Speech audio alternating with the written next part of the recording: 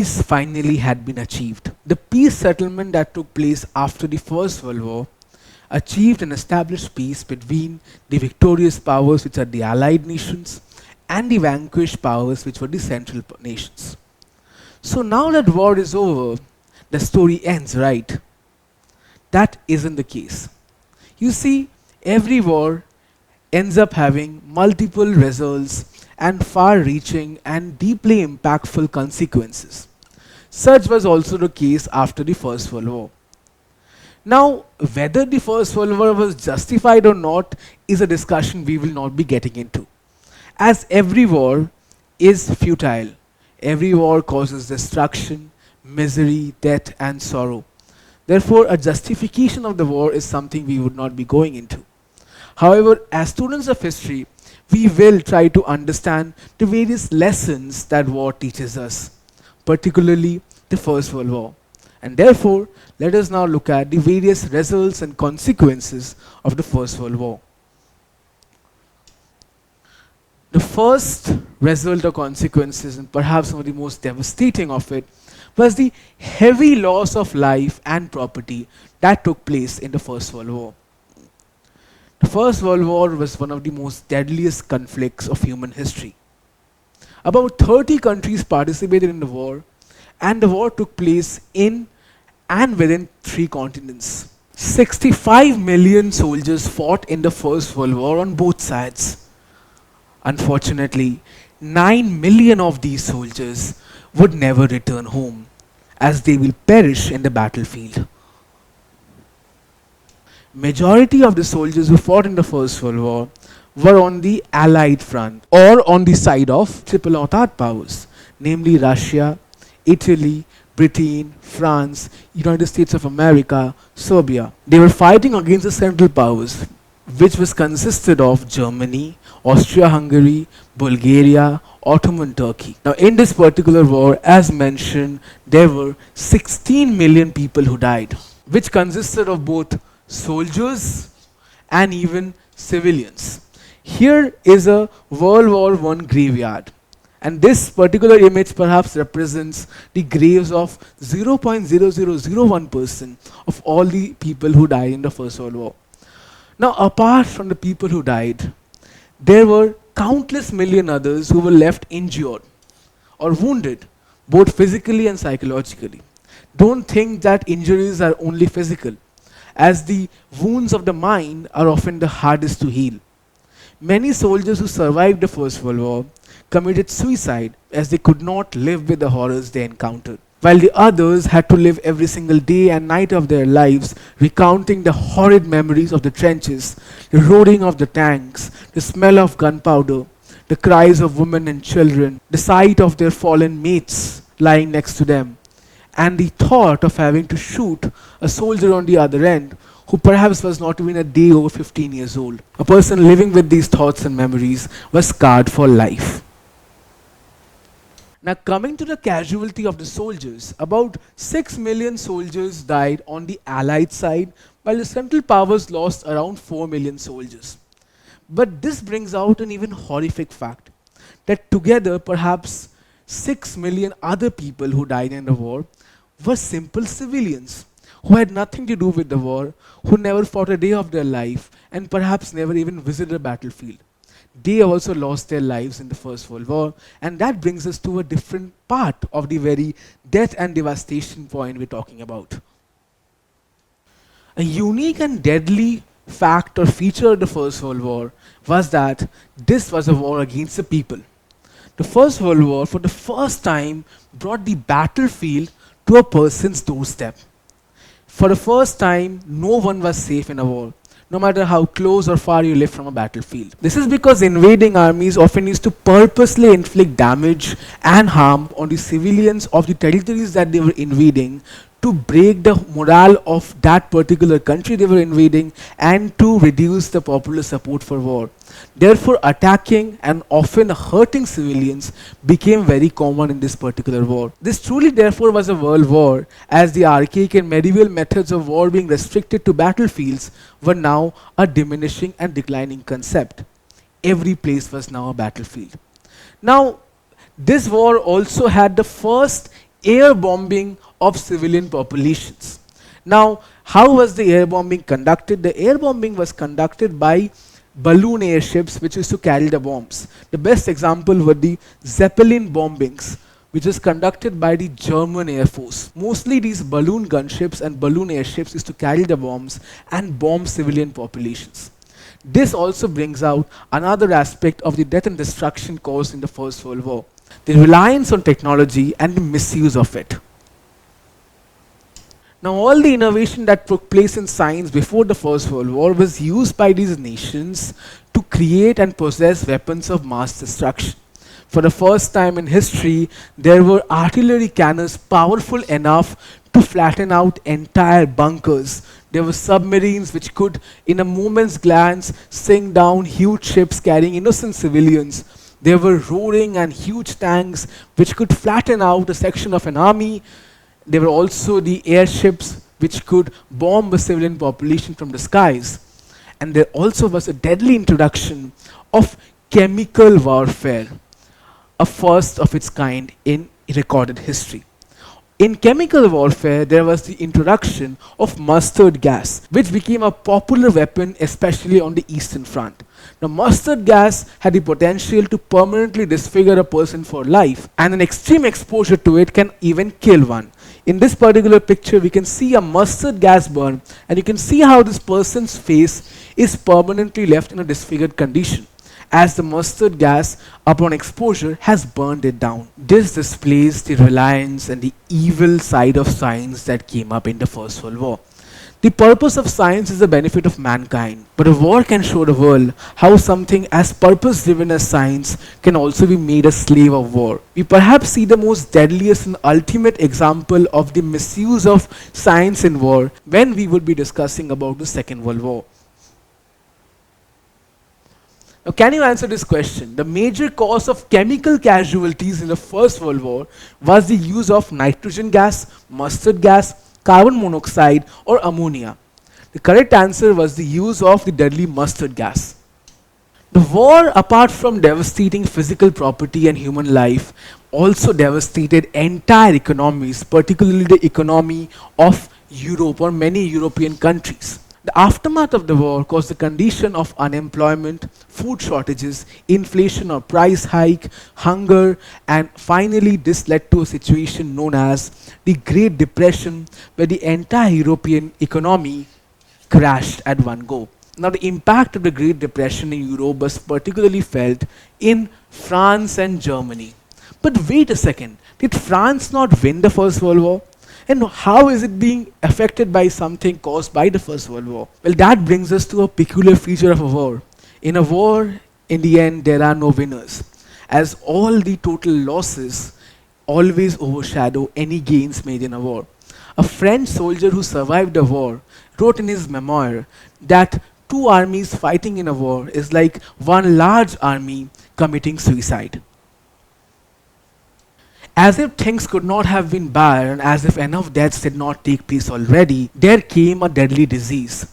The Spanish influenza epidemic broke out, especially in Europe, which was a contagious and deadly disease. This, complemented with the existing breakdown of the European economy, led to total chaos. Millions more perished from hunger, disease, and a lack of care in a devastated and a post-war Europe. Therefore, perhaps the fallacy and the death, devastation, and impact of war can be best summed up by this ancient quote by Plato, which says that only the dead have seen the end of war. How is that the case? This is because the consequences of a war are everlasting. Thus, often a war is complemented by severe and devastating outcomes. A war perhaps never ends, and its impact may still be felt after centuries by nations and people who face the war. Ernest Hemingway, a British author and a world-renowned public commentator, was enlisted in the First World War at the age of 17. That is as young as you people. Now, when the First World War came to an end, he commented that never think that war, no matter how necessary nor how justified, is not a crime. This is because any justification of a war can never truly make up or justify all the death, the devastation, and the crisis a war can create. Because in a war, do you really think there are any winners? Do you really think any territorial gains a country can gain can really make up for all the lives it lost? Therefore, this particular commentary is a very good way to understand the fallacy and the crisis and consequences of a war. Countless millions died in the First World War, and now we remember them by many World War I monuments. Over here we see three such monuments. This is the World War I monument of USA, this is the World War I monument of Britain, and this over here is the India Gate, which is a memorial for all the fallen Indian soldiers who fought in the First World War. A monument or a memorial monument has the purpose of reminding people, and a war memorial especially reminds people of all the death and destruction, so that when they look at these monuments, they take a moment and think never again. The next consequence or result of the First World War was the death of empires and the birth of new nations. Now, if we remember while discussing about the peace settlement processes, we saw how the Austro-Hungarian Empire and the Ottoman Turkish Empire, empires that held power for centuries, shattered and disintegrated in a moment's while, and out of them emerged independent nations. Similarly, we also saw how the Russian Empire gave way for the Bolshevik Russian state and how the German Empire became the Weimar German Republic.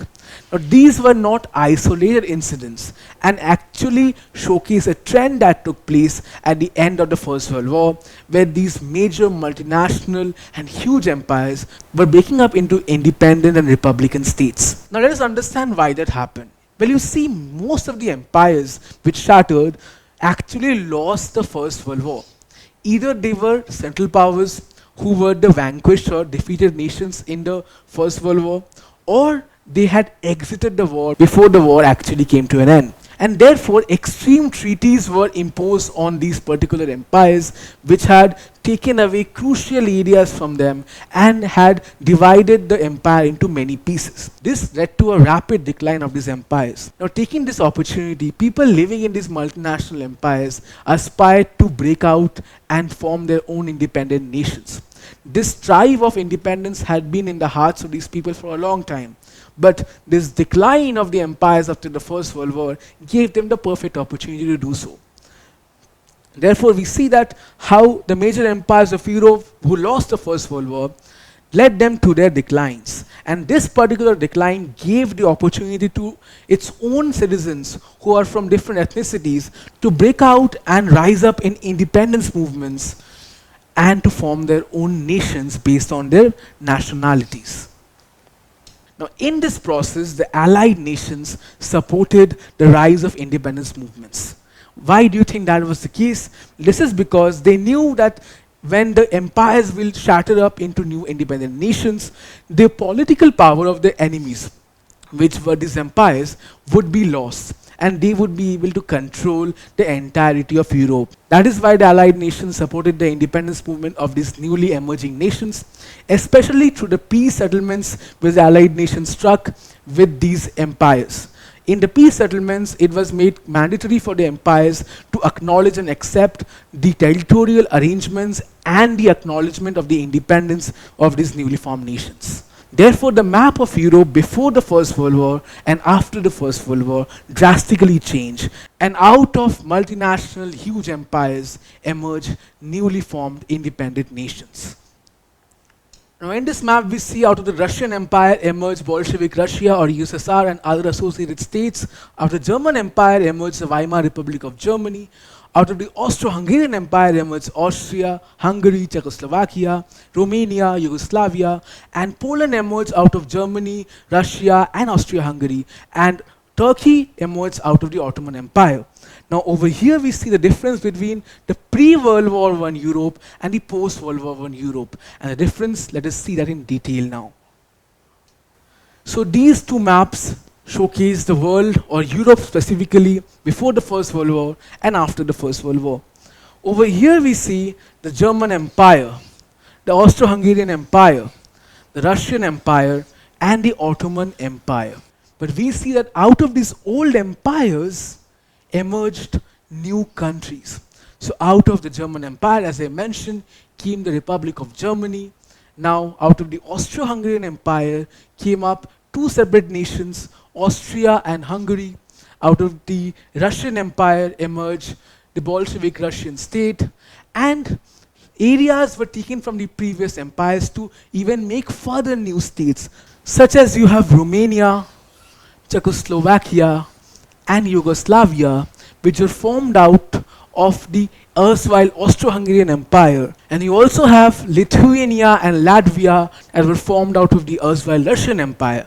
And then came the case of an independent Poland that was formed by taking lands from the German Empire, the Russian Empire, and the Austro-Hungarian Empire. And therefore, these old empires of centuries' time became new and independent countries after the First World War. And that is one of the major consequences or results in the political history of the world after the First World War. Therefore, in this particular lecture, we started discussing the various results and consequences which took place after the First World War. We saw the immense death and destruction that took place after the First World War, and we also reviewed the unique case of old empires becoming new nations. In the subsequent lectures, we would be reviewing the various other crucial results and consequences that took place after the First World War and what lessons we can learn from them. Don't forget to subscribe to our channel and hit the bell icon. You can also register for free at DeltaStep.com or download the DeltaStep app to learn one-to-one with our amazing teachers or to get access to all our 5,000 plus amazing videos as per your school syllabus. Master each topic with our adaptive practice technology. Get million plus questions with step-by-step solutions and unlimited mock tests. Get all your doubts resolved instantly. Learn via games and win amazing prizes like PlayStations and iPads. So at DeltaStep, learning is not just fun and easy, it is rewarding too. So register for free now.